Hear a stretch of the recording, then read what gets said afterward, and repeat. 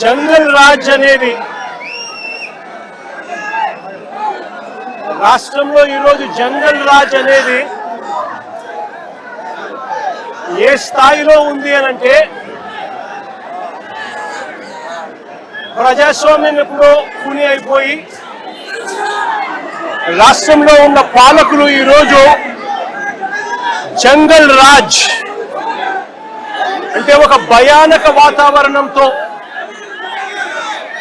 రాష్ట్రాన్ని పరిపాలించే కార్యక్రమం ఈరోజు జరుగుతూ ఉంది. నేను అడుగుతా ఉన్నాను, ఈరోజు అంబటి రాంబాబు అన్న విషయంలో జరిగిన విషయమైతేనేమి, ఈ మధ్యకాలంలో జరిగిన జోగి రమేష్ ఇంటి మీద దాడి విషయమైతేనేమి, విడుదల రజనీ అమ్మ మీద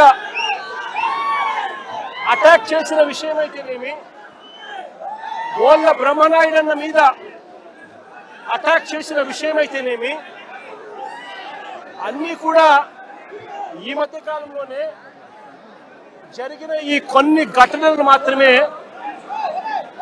ఉటకరించినా కూడా జంగల్ రాజ్ అనేది ఏ స్థాయిలో ఉంది ఈ రాష్ట్రంలో అన్నది ఇట్టి అర్థమయ్యే విషయాలు. నేను అడుగుతా ఉన్నాను, అంబటి రాంబాబు అన్న చేసిన తప్పేమిటి అని అడుగుతా ఉన్నా.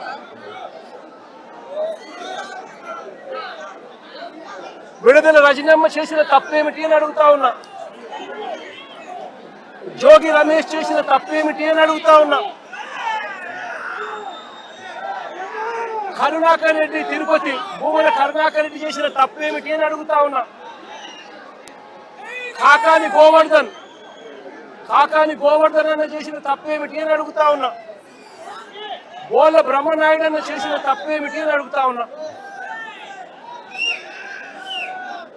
కేవలము చంద్రబాబు నాయుడు గారు అనే వ్యక్తి గత సంవత్సరంన్నర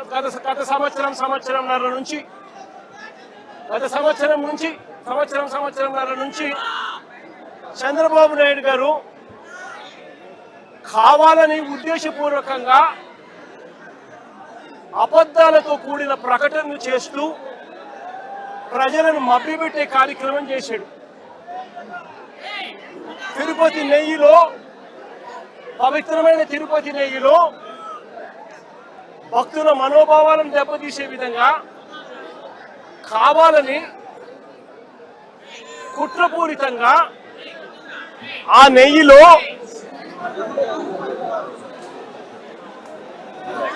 జంతువుల కొవ్వు ఉందని, గొడ్డు మాంసం కొవ్వు ఉందని, పంది కొవ్వు ఉందని,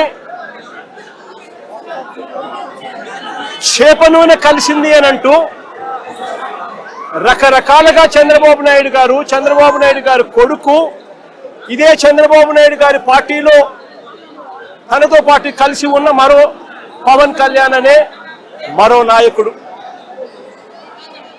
ఉద్దేశపూర్వకంగా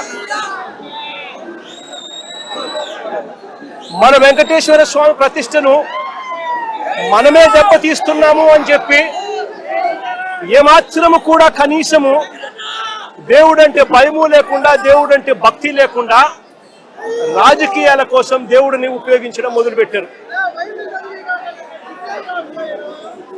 వీళ్ళు చేసిన ఆరోపణలు ఏదైతే ఉన్నాయో ఆ ఆరోపణలన్నీ కూడా అవాస్తవము అని ఏకంగా NDDB national dairy development board,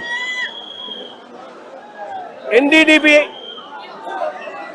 NDRI national development research institute, ఈ రెండు కూడా కేంద్రానికి సంబంధించిన ల్యాబులు.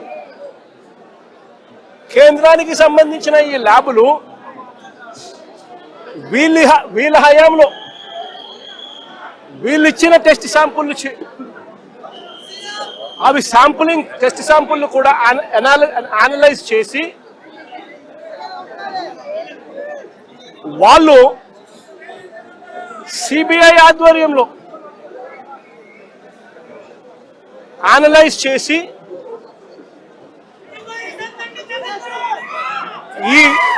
నెయ్యిలో జంతువుల కొవ్వు కానీ, గొడ్డు మాంసం కొవ్వులు కానీ, పంది కొవ్వు కానీ, చేప నూనె కానీ, ఇటువంటివి ఇంకొకటి కానీ ఇటువంటివి ఏవి లేవు అని చెప్పి నిర్ధారణ చేసి సర్టిఫికెట్లు ఇస్తే, ఆ సర్టిఫికెట్లు సాక్షాత్తు సిబిఐ వాళ్ళ సిబిఐ ఛార్జ్ షీట్లో ఈ ఎన్డీడీబీ సర్టిఫికెట్, ఎన్డీఆర్ఐ సర్టిఫికెట్ రెండు కూడా పెట్టి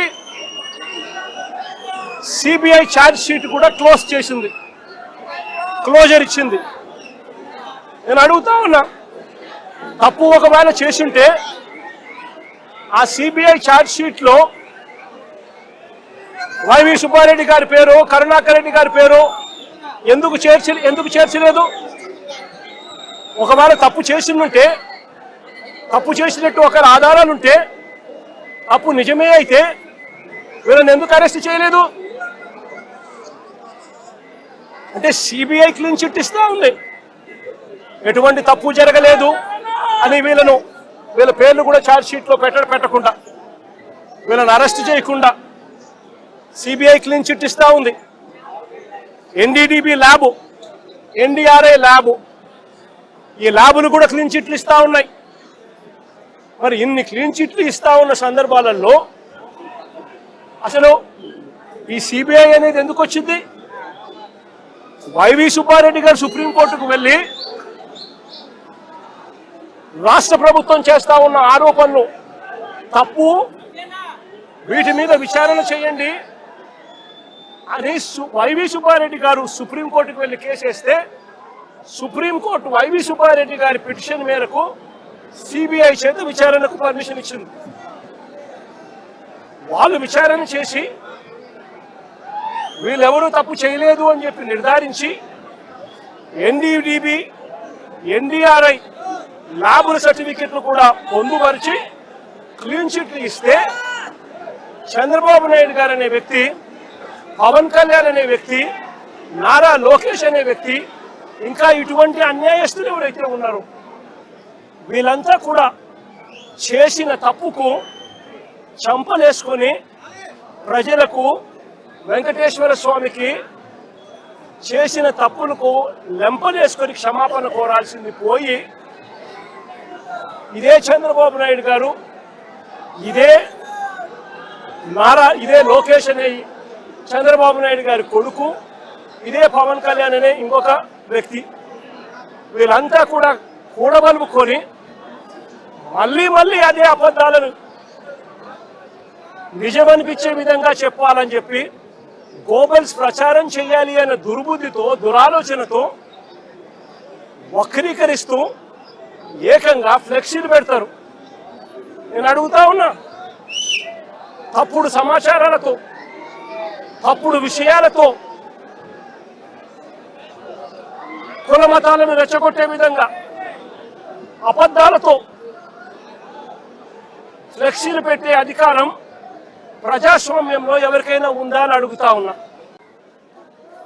ఇదే మాదిరిగా మేము కూడా ఫ్లెక్సీలు పెడితే మీరు ఒప్పుకుంటారా అని అడుగుతా ఉన్నా ఇదే చంద్రబాబు నాయుడు గారిని. సూపర్ 6, సూపర్ 7 ఎన్నికలప్పుడు మోసం చేశావు, బాండ్లు ఇచ్చావు, సూపర్ 6, సూపర్ 7 అని చెప్పి ఎన్నికలప్పుడు చెప్పావు, ఎన్నికలు అయిపోయాక మోసం చేశావని చెప్పి ఫ్లెక్సీలు పెడితే ఒప్పుకుంటావా చంద్రబాబు అని అడుగుతా ఉన్నా. అబద్ధాలు చెప్తూ, వక్రీకరిస్తూ, అన్యాయాలు చేస్తా ఉన్న ఈ వ్యక్తి మీద ఇలాంటివే ఇంకా ఎన్నైనా చేస్తూ ఫ్లెక్సీలు పెట్టి ఒప్పుకుంటారా అని అడుగుతా ఉన్నాను. అబద్ధాలు చెబుతూ, మోసం చేస్తూ, వక్రీకరిస్తూ, దుర్బుద్ధితో ఫ్లెక్సీలు పెట్టి భావోద్వేగాలను రెచ్చగొట్టే కార్యక్రమం ఒకవైపున చేస్తూ, మరోవైపున చంద్రబాబు నాయుడు గారిని ఏకంగా సిబిఐ తన ఛార్జ్ షీట్ వేసిన నేపథ్యంలో ఎన్డీడీబీ, ఎన్డీఆర్ఐ రెండు కూడా ల్యాబ్ సర్టిఫికెట్లు, ఎటువంటి గొడ్డు మాంసము, ఎటువంటి కొవ్వు, ఎటువంటి జంతువుల కొవ్వు, ఎటువంటి మాంసము, ఎటువంటిది లేదు అని చెప్పి ఇచ్చిన సర్టిఫికెట్లు ఒకవైపున ఇస్తే, ఇదే పెద్ద మనిషి చంద్రబాబు నాయుడు గారికి క్షమాపణ చెప్పాల్సింది పోయి చంద్రబాబు నాయుడు గారిని ఎవరైనా ప్రశ్నిస్తే ఎందుకయ్యా ఇంత అబద్ధాలు చెప్పావు, ఎందుకయ్యా ఇలా అన్యాయం చేశావు, ఎందుకయ్యా ఇలా వెంకటేశ్వర స్వామి ప్రసాదాన్ని ఆ ప్రతిష్టను ఎందుకయ్యా దెబ్బతీశాము అని చంద్రబాబు నాయుడు గారిని ఎవరైనా గట్టిగా నిలదీస్తే, గట్టిగా ప్రశ్నిస్తే ఆయన చేసింది ఏమిటి? అంబటి రాంబాబన్న మీద దాడి. ఏ రకంగా దాడి చేశారు? 10:30కు ఆయన గుడికి పోయి గుడిలో పొద్దున్నే చంద్రబాబు నాయుడు గారికి జ్ఞానోదయం రావాలి అని చెప్పి పూజ చేసి గుడిలో నుంచి ఆయన బయటకు వస్తా ఉంటే గుడి నుంచి మళ్ళీ ఆయన ఇంటికి వచ్చే మార్గంలో గుడి నుంచి ఇంటికి వచ్చే మార్గంలో ఏకంగా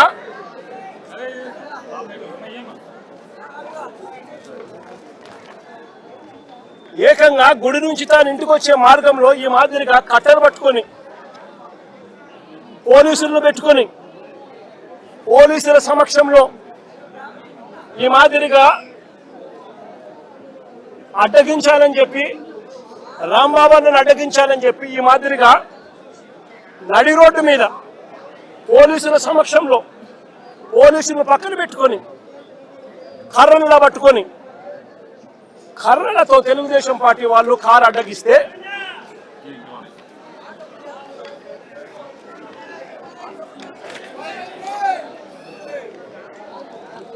ఈ మాదిరిగా పోలీసులను పెట్టుకొని కర్రతో ఈ మాదిరిగా కారు అడ్డగిస్తే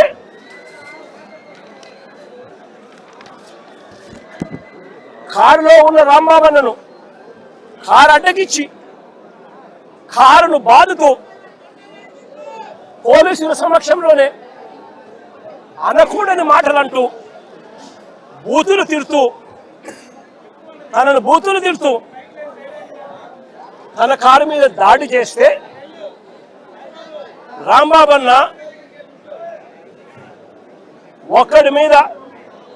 ఒక కారు మీద ఇంతమంది దుండగులు వచ్చి బూతులు తిడుతూ పోలీసుల సమక్షంలో మీడియా కూడా తెలుగుదేశం పార్టీకి సంబంధించిన మీడియాను కూడా అక్కడే పెట్టుకొని వాళ్ళందరి సమక్షంలో బూతులు తిడుతూ రాంబాబన్న కారును అడ్డగిస్తే రాంబాబన్న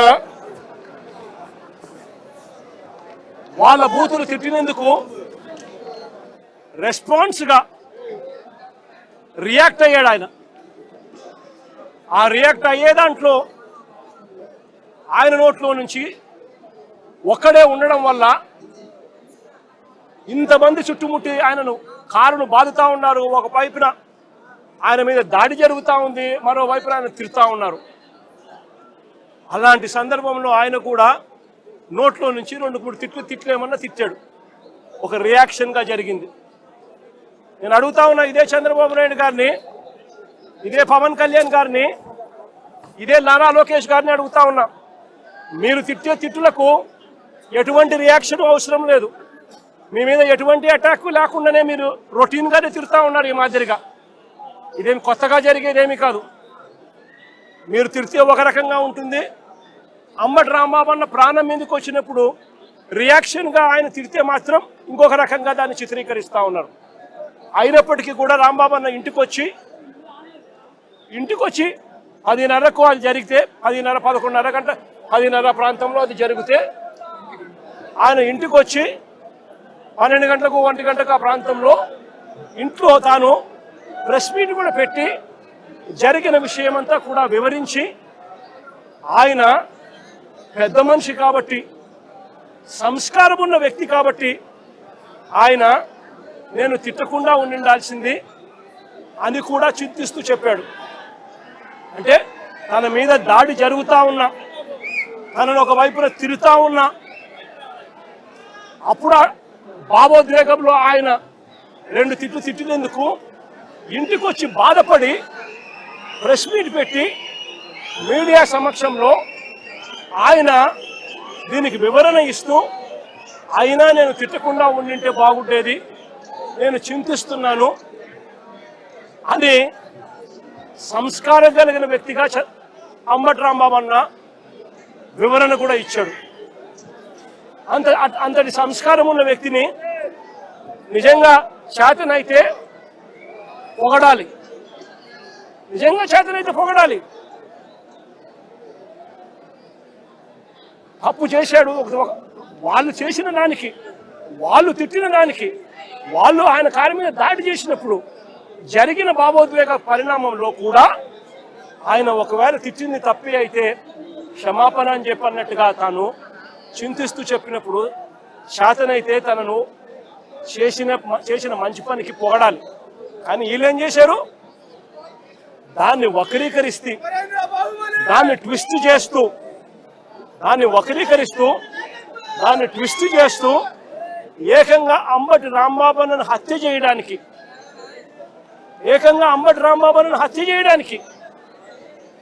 ఏకంగా 5 గంటల నుంచి, సాయంత్రం 5 గంటల నుంచి రాత్రి 1 గంట దాకా, సాయంత్రం 5 గంటల నుంచి రాత్రి 1 గంట దాకా సాక్షాత్తు ఈవిడ ఎమ్మెల్యే గల్లా మాధవి ఇక్కడ మనుషులను వేసుకొని వచ్చి ఈవిడ ఆధ్వర్యంలోనే రాంబాబు అన్న ఇంట్లో దాడి, 5 కార్ల ధ్వంసం, అద్దాలు ఇంట్లో ఇరిగిపోయినాయి, సామాన్లు ఇంట్లో ఇరిగిపోయినాయి, పక్కనున్న ఆఫీసులో మొత్తం అన్ని పగలు కొట్టేసినారు. ఇంట్లో ఆడవాళ్ళు ఉన్నారు, ఆడవాళ్ళ ప్రాణాలకు నష్టం జరిగే విధంగా తిడుతూ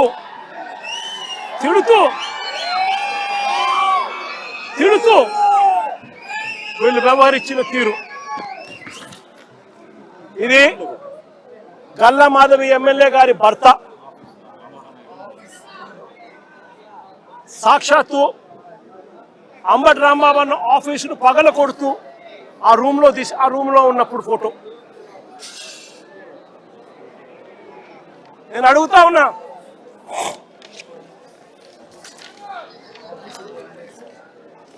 అంబటి రాంబాబు అన్న ఆఫీసును కాలుస్తా ఉన్న ఫోటో.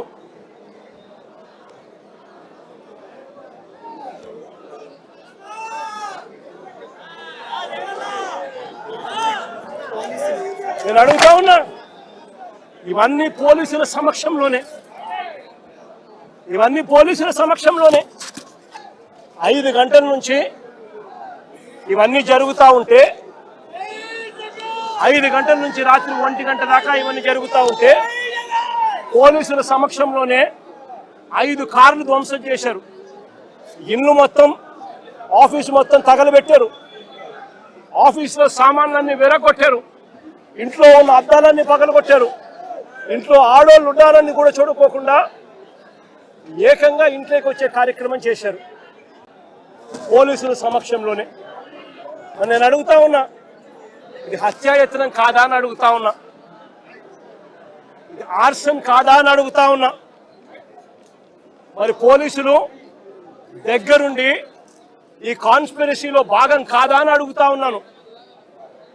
ఇదే పోలీసులు బాధ్యత వహించాల్సిన, ఇదే పోలీసులు బాధ్యత తీసుకొని ఉంటే ఈ మాదిరిగా జరిగి ఉండేది అని అడుగుతా ఉన్నా. ఇక్కడ నుంచి ఎంత దూరంలో ఉందండి డీజీపీ ఆఫీసు, ఇక్కడ నుంచి ఎంత దూరంలో ఉందండి ఎస్పీ ఆఫీసు, ఏకంగా గుంటూరు సిటీలో, గుంటూరు నగరంలో ఎస్పీ ఆఫీసు, ఎస్పీ ఇల్లు ఇక్కడ నుంచి కూతపేట దూరంలో ఉంది. ఎంతమంది డిఎస్పీ లేరు, ఎంతమంది సిఐ లేరు. డీజీపీ ఆఫీస్ ఇక్కడ మంగళగిరిలో ఉంది, ఇక్కడ నుంచి కూతపేట దూరంలో మంగళగిరి, అక్కడ బెటాలియన్ ఉంది. కనీసము ఈ పోలీసులు ఫోన్ చేస్తే కూడా రెస్పాన్స్ లేదు. మా పార్టీ నుంచి బొత్స సత్యనారాయణ ఇలాంటి సీనియర్ నాయకులు, ఇంటెలిజెన్స్ డీజీకి, చీఫ్ సెక్రటరీకి, ఇలాంటి పెద్ద ఎస్పీకి, ఐజీకి, ఇలాంటి అందరి ఆఫీసర్లకు ఫోన్లు కొడితే కనీసం ఫోన్లు కూడా ఎత్తరు.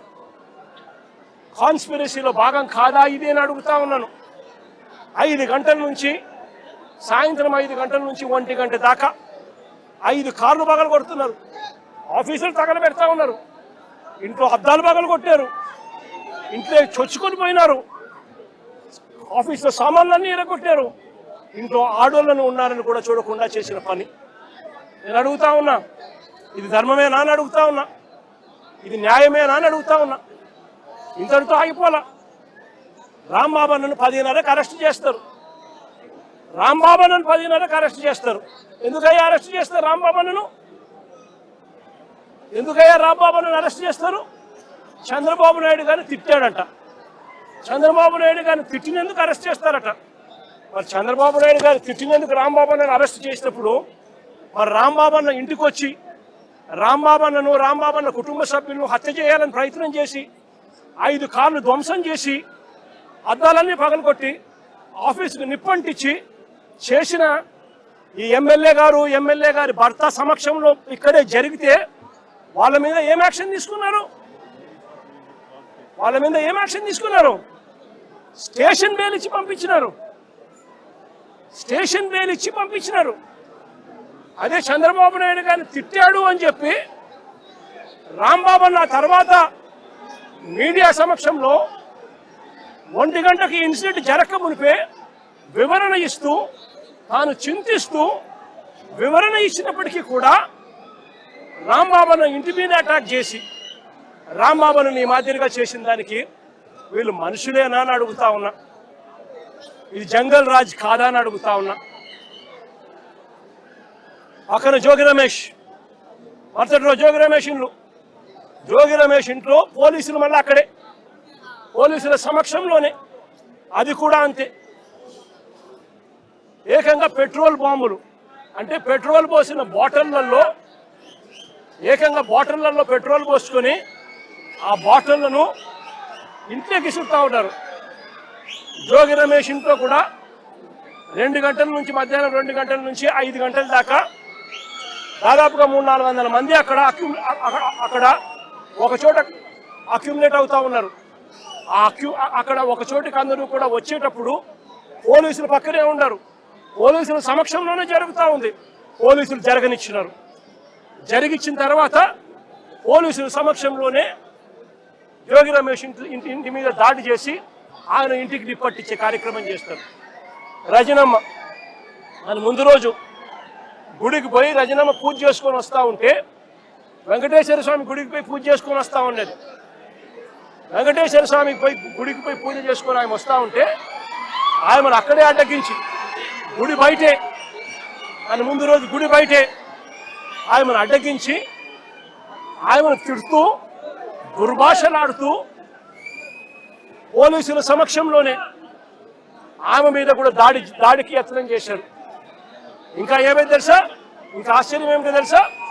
ఉల్టా అమ్మ మీదనే కేసు పెట్టారు. ఏమని?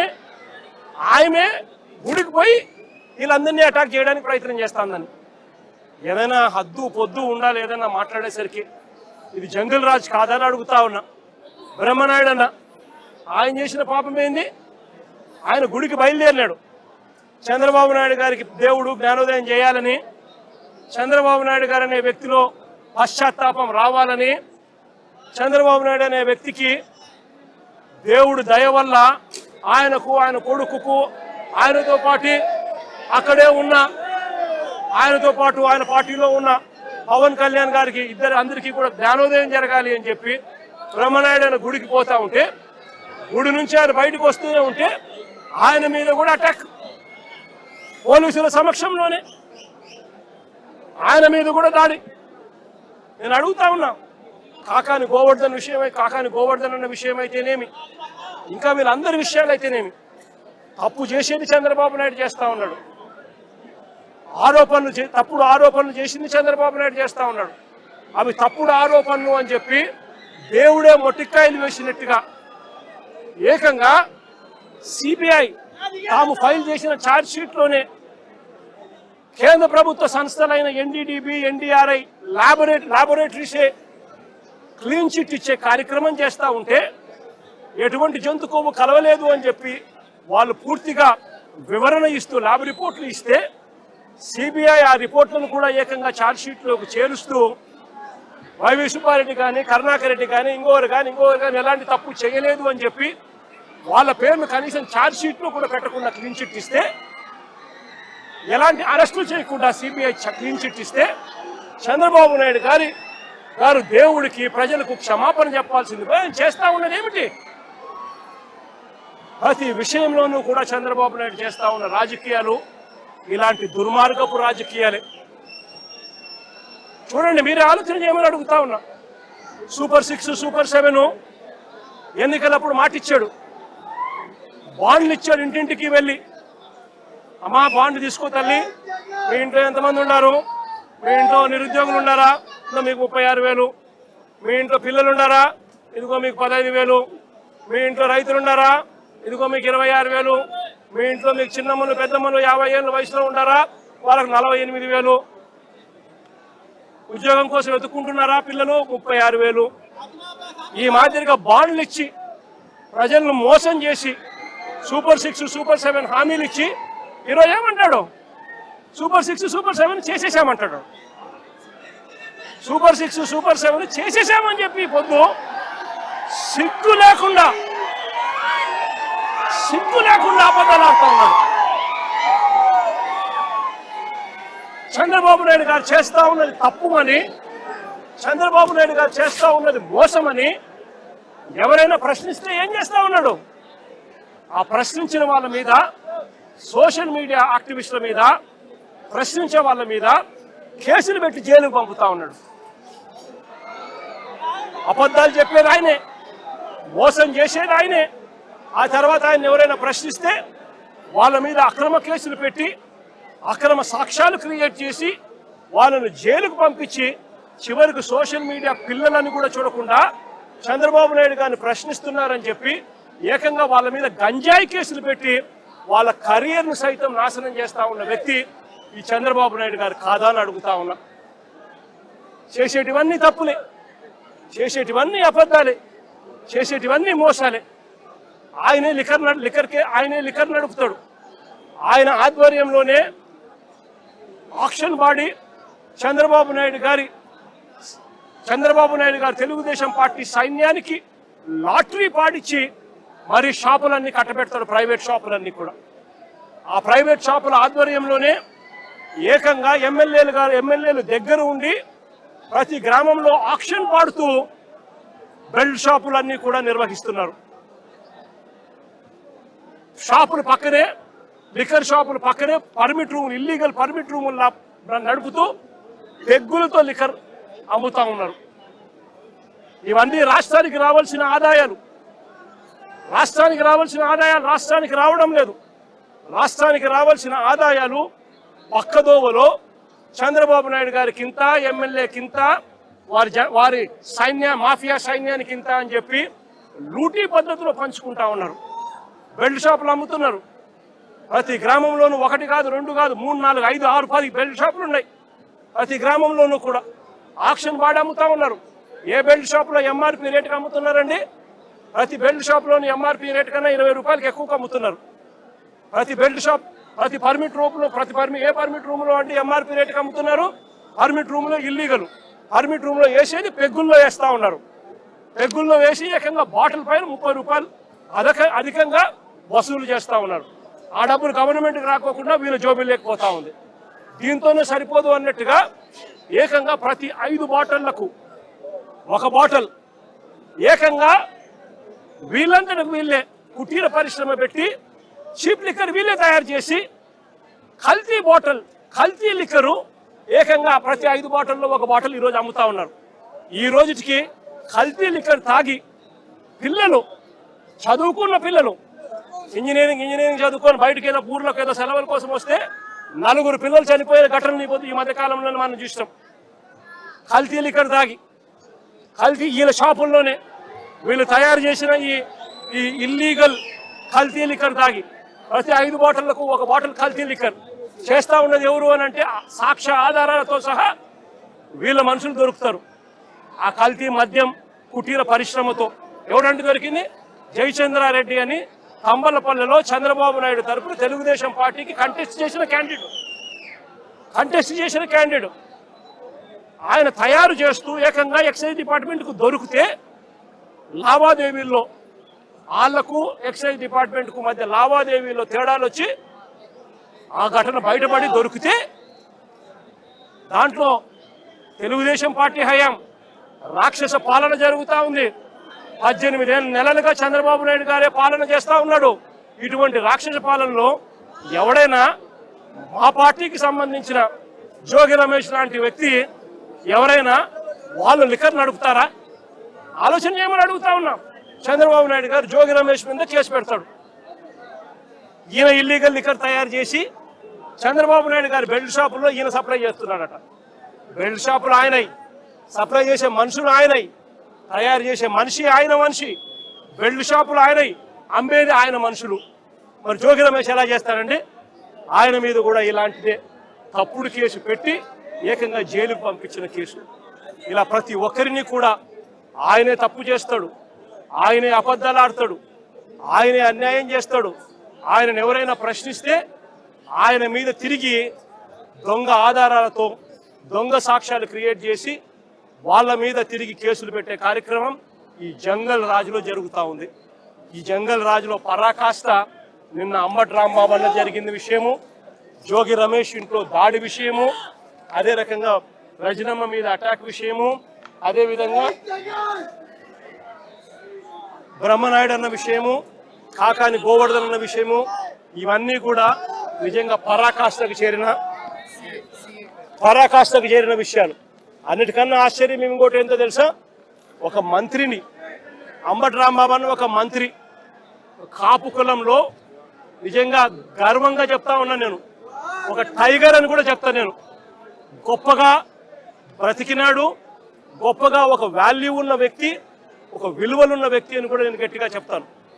అలాంటి వ్యక్తిని ఆశ్చర్యం కలిగించే విషయం ఏంటంటే, తప్పుడు కేసులో ఇల్లీగల్గా ఆయన్ని అరెస్ట్ చేయడమే కాకుండా స్టేషన్లో ఈ నల్లపాడు సిఐ వంశీ అట, పట్టాభిపురం సిఐ ఇంకొకడు వెంకటేశ్వర్లు అంట, వీళ్ళు అంబటి రాంబాబు అన్నను ఫిజికల్గా కొట్టడం జరిగింది. ఫిజికల్గా ఒక మంత్రిని కొట్టడం, అబ్యూస్ చేయడం. నిజంగా ఏం ప్రజాస్వామ్యంలో ఉన్నామా లేదా అని ఆలోచన చేయమని అడుగుతా ఉన్నా నేను. ఎల్లకాలం ఈ ప్రభుత్వం ఉండదు.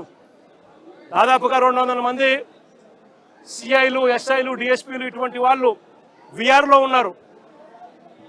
మీ ప్రభుత్వంలో మీరు వీళ్ళందరినీ కూడా పక్కన పెట్టిన పరిస్థితిలో వాళ్ళంతా ఉన్నారు. కేవలం మీకు సంబంధించిన వాళ్ళని కొంతమందిని మాత్రమే సిఐలుగా వేసుకున్నారు, కొంతమందిని మాత్రమే మీకు సంబంధించిన వాళ్ళని డిఎస్పీలను వేసుకున్నారు, డిఐజీలను మీ వాళ్ళని వేసుకున్నారు. ఎస్పీలు గత్యంతరం లేక మీకు ఊడిగం కాస్తా ఉన్నారు. బీహార్లో ఏం జరుగుతా ఉందో నాకు తెలియదు, కానీ ఇక్కడ జంగల్ రాజును మీరు సృష్టించి నడిపిస్తా ఉన్నారు. కానీ నేను అందరికీ కూడా ఒకటే చెప్తా ఉన్నా, ఎల్లకాలం ఇదే మాదిరిగానే జరగదు. 2 ఏళ్ళు కన్ను మూసుకుంటే అయిపోయింది, మరో 3 ఏళ్ళు కూడా కన్ను మూసుకుని కన్ను తెరిచేసరికి మరో 3 ఏళ్ళు కూడా అయిపోతుంది. ఆ తర్వాత వచ్చేది మాత్రం మా ప్రభుత్వం అని చెప్పి కూడా ప్రతి ఒక్కరికి కూడా ఈ సందర్భంగా కూడా చెప్తా ఉన్నా.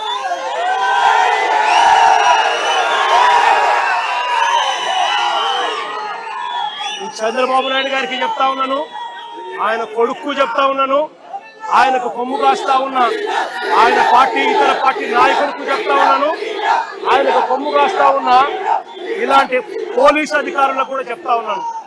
ఎల్లకాలం ఇలా అన్యాయం చేస్తా ఉంటే మాత్రం ఎప్పుడు కూడా దేవుడు చూస్తూ ఊరుకోవడానికి మాత్రం గుర్తుపెట్టుకోండి. ఖచ్చితంగా మీకు మొట్టికాయలు పడతాయి. రేపు పొద్దున మా ప్రభుత్వం వచ్చిన తర్వాత వీటి అన్నిటి మీద కూడా ఎంక్వైరీలు వేస్తాము, వడ్డీతో సహా చెల్లిస్తారు అని కూడా ఈ సందర్భంగా అందరికీ కూడా చెప్తా ఉన్నాం. అందరినీ కూడా బోన్లలో నిలబెడతాము, సాక్ష్యాలు ఆధారాలతో సహా యూనిఫామ్లు ఒక్కొక్కరికి కూడా ఇప్పించి వీళ్ళందరితో పాటు ఈ కాన్స్పిరసీలో భాగమైన ఇతర రాజకీయ నాయకులు ఎవరెవరైతే చేసినారో వాళ్ళందరినీ కూడా ఒక్కలో పెట్టి న్యాయం జరిగేట్టుగా వడ్డీతో సహా వీళ్ళంతా కూడా చెల్లించే పరిస్థితి కూడా వస్తుందని కూడా ఈ సందర్భంగా ప్రతి ఒక్కరికి కూడా హెచ్చరిస్తా ఉన్నా. జరుగుతూ ఉన్నది విషపూరిత విత్తనాలు నాటుతా ఉన్నారు. దయచేసి ఈ విషపూరిత విత్తనాలు నాటడం ఇప్పటికైనా ఆపండి. ఇది గన ఆపకపోతే గన రేపొద్దున ఈ విషపూరిత విత్తనాలు మీరొక్కరికే మీకు మాత్రమే వర్తిస్తాయని అనుకోవకండి. ఈ రోజు వైఎస్ఆర్సీపీకి సంబంధించిన ప్రతి గ్రామ స్థాయిలో కూడా ప్రతి కార్యకర్త కూడా దెబ్బతినున్నాడు, ప్రతి నాయకుడు దెబ్బతినున్నాడు. మీరు చేస్తా ఉన్న అన్యాయానికి వీళ్ళంతా కూడా దెబ్బతిని ఉన్నారు. వీళ్ళంతా రేపొద్దున మా ప్రభుత్వం వచ్చినప్పుడు వీళ్ళంతా కూడా మీ విషపూరిత విత్తనాలు ఆ రోజు పెద్ద చెట్లు అయినప్పుడు వీళ్ళు కన్నా స్పందిస్తున్నప్పుడు మీకేం జరుగుతుంది అని కూడా ఆలోచన చేసుకోమని చెప్పి చంద్రబాబు నాయుడు గారిని గట్టిగా హెచ్చరిస్తా ఉన్నా. ఇప్పటికైనా బుద్ధి జ్ఞానం తెచ్చుకోండి. దేవుడు అంటే భయము భక్తి తెచ్చుకోండి. దేవుడు అంటే భయము భక్తితో బుద్ధి జ్ఞానంతో మంచి పరిపాలన ఇచ్చి ప్రజలకు మేలు చేసి వాళ్ళ గుండెల్లో స్థానం సంపాదించుకునే కార్యక్రమం చంద్రబాబు నాయుడు గారు చేయాలి. చేతనైతే సూపర్ 6లు సూపర్ 7లు ఇటువంటివన్నీ కూడా అబద్ధాలు చెప్పకుండా మోసం చేయకుండా ప్రజలకు మంచి చేసి ఇచ్చే కార్యక్రమం చేయండి. మీ పుణ్యాన అని చెప్పి నిర్వీర్యమైపోయిన స్కూళ్లను బాగు చేయండి. ఫీజు రీయింబర్స్మెంట్ బకాయిలు 8 క్వార్టర్లు పిల్లలకి ఇంతవరకు ఇలా పిల్లలు చదువులు మానేస్తా ఉన్నారు. వాళ్ళ పరిస్థితి గమనించి వాళ్ళ చదువులను ఆదుకునే కార్యక్రమం చేయండి. ఆరోగ్యశ్రీ హాస్పిటల్స్ మూసేస్తా ఉన్నారు. పేదవాడికి వైద్యం అందని పరిస్థితిలో పేదవాడు ఉన్నాడు. ఆ ఆరోగ్యశ్రీ నెట్వర్క్ హాస్పిటల్కి ఇవ్వాల్సిన బకాయిలు క్లియర్ చేసి ఆ నెట్వర్క్ హాస్పిటల్ నిలబెట్టి మళ్ళా పేదవాడికి ఉచితంగా వైద్యం అందించే కార్యక్రమం చేయండి. చేతనైతే ఆ 17 మెడికల్ కాలేజీలు మీ స్కాముల కోసం అమ్మకుండా ఆ 17 మెడికల్ కాలేజీలు పూర్తి చేసి పేదవాడికి మధ్యతరగతి వాళ్లకు ప్రజలకు మంచి చేసే కార్యక్రమం చేయండి. చేతనైతే రైతులకు గిట్టుబాటు ధరలు కల్పించే కార్యక్రమం చేయండి. చేతనైతే రైతులకు నువ్వు ఇస్తావన్నా ఇప్పటికే అన్నదాత సుఖీభవ 40,000 ఇస్తారన్నావు, కేవలం 10,000 ఇచ్చావు, 30,000 ఎగరగొట్టావు. ఆ 30,000 ఇచ్చి రైతులకు గిట్టుబాటు ధరలు ఇచ్చే కార్యక్రమం కూడా ఖచ్చితంగా జరిగించే కార్యక్రమాలు కూడా వ్యవసాయాన్ని చక్కబెట్టి ఖచ్చితంగా జరిగించే కార్యక్రమం మీద ధ్యాస పెట్టండి. ఇవేమీ కూడా ధ్యాస లేదు, మన్ను లేదు, పాడు లేదు. చేసేదంతా కూడా అవన్నీ కూడా ఎట్లాగూ నిర్వీర్యం కాబట్టి ఈయన చేసేటివన్నీ కూడా అబద్ధాలు మోసాలే కాబట్టి చేసేదంతా ఇంకా ఏమిటి, ఎవరైనా ప్రశ్నిస్తే ప్రశ్నించిన వారి గొంతులు పట్టుకొని నలపడమే ఈయన చేసే పని. ఈయనకు వత్తాసు పలుకుతా ఉన్న కొంతమంది తొత్తులు లాంటి పోలీసులు, కొంతమంది తొత్తులు లాంటి అధికారులు ఈయనకు తోడుగా ఉండి నడిపిస్తా ఉన్న పని. అందరికీ ఇక్కడ జ్ఞానోదయం రావాలని చెప్పి కోరుకుంటా ఉన్నాను. ఇలాంటివి జరిగితే మాత్రం చూస్తూ ఊరుకునే కార్యక్రమం ఖచ్చితంగా ఉండదు. ఖచ్చితంగా స్పందన కూడా ఉంటుందని కూడా ఈ సందర్భంగా ఖచ్చితంగా చెప్తా ఉన్నాము. ఇలాంటి ఘటనలు జరిగితే రేపొద్దున రాష్ట్ర వ్యాప్తంగా కూడా బంధు పిలుపులు కూడా ఇచ్చే కార్యక్రమాన్ని కూడా వెనకడుగు వేయము, ఇంకా అడుగులు వేగంగా కూడా పడతాయి. ఇలాంటివి కన్నా ఆగకపోతే మాత్రం చంద్రబాబు నాయుడు గారిని గట్టిగా వార్నింగ్ ఇస్తూ చెప్తా ఉన్నాము. ఇష్యూస్ పెద్ద అవుతాయి.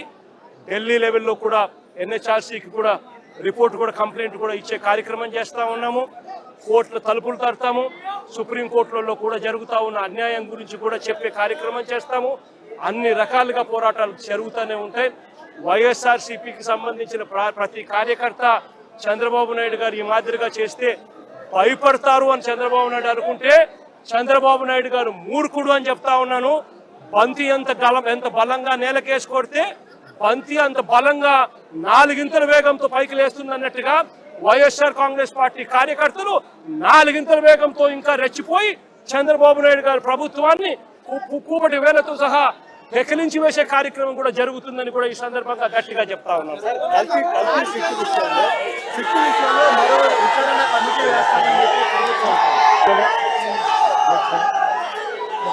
సిట్టు విషయంలో అంటే సుప్రీంకోర్టు ఇచ్చిన కల్తీ సిట్టు విషయంలో మరో కమిటీ కూడా వేస్తామని చెప్పి చంద్రబాబు నాయుడు గారు అనే వ్యక్తి ఎలాంటి దుర్మార్గుడు, ఎలాంటి రాక్షసుడు అని అంటే తాను అబద్ధం చెప్పాడు అని, మోసం చేశాడు అని ప్రజలకంతా తెలిసిపోయింది. సిబిఐ స్వయంగా ఛార్జ్ షీట్లో వాళ్ళు సిబిఐ వేసిన ఛార్జ్ షీటే అది చెప్తుంది. ఎటువంటి ఛార్జ్ షీట్లో వీళ్ళు ఎవరి పేర్లు పెట్టకపోవడము, ఎవరిని అరెస్ట్ చేయకపోవడము, అదే మాదిరిగానే NDDB రిపోర్ట్లు, NDRI రిపోర్ట్లు కూడా చంద్రబాబు నాయుడు గారు అనే వ్యక్తి చెప్పింది తప్పుడు ప్రచారము, తప్పులు అని చెప్పి కూడా ఏకంగా రిపోర్ట్లు కూడా వాళ్ళు ఇచ్చి ఆ రిపోర్ట్లు కూడా ఏకంగా సిబిఐ ఛార్జ్ షీట్లో కూడా పెట్టిన నేపథ్యంలో చంద్రబాబు నాయుడు గారు చేసిన తప్పులు రాష్ట్ర ప్రజలందరికీ కూడా తెలిసిపోయిన నేపథ్యంలో చంద్రబాబు నాయుడు గారు గోబెల్స్ ప్రచారంలో భాగంగా అబద్ధాలకు పదును పెడుతూ ఏకంగా ఇప్పుడు ఆయన ఇంకొక కమిటీ వేస్తారట. రాష్ట్ర ప్రభుత్వం ఇంకొక కమిటీ వేసి సిబిఐ చెప్పింది తప్పు, ఎన్డీడీబీ రిపోర్ట్ ఇచ్చింది తప్పు, ఎన్డీఆర్ఐ ఇచ్చింది తప్పు, కానీ చంద్రబాబు నాయుడు వేసే ఆయన కమిటీ రిపోర్టు మాత్రం అదే మాదిరిగా చెప్పాలి అని చెప్తూ ఆయనకు కావలసిన విధంగా ఇంకొక రిపోర్ట్ వేసుకొని రాష్ట్ర ప్రజల మీద దాన్ని కూడా రుద్దే ప్రయత్నం కూడా చేస్తా ఉన్నాడనంటే ఇంతకన్నా దిగజారిపోయిన రాజకీయ నాయకుడు ప్రపంచ చరిత్రలో ఎత్తినా కూడా ఎక్కడా కూడా కనిపించడు అని ఈ సందర్భంగా చెప్తాను.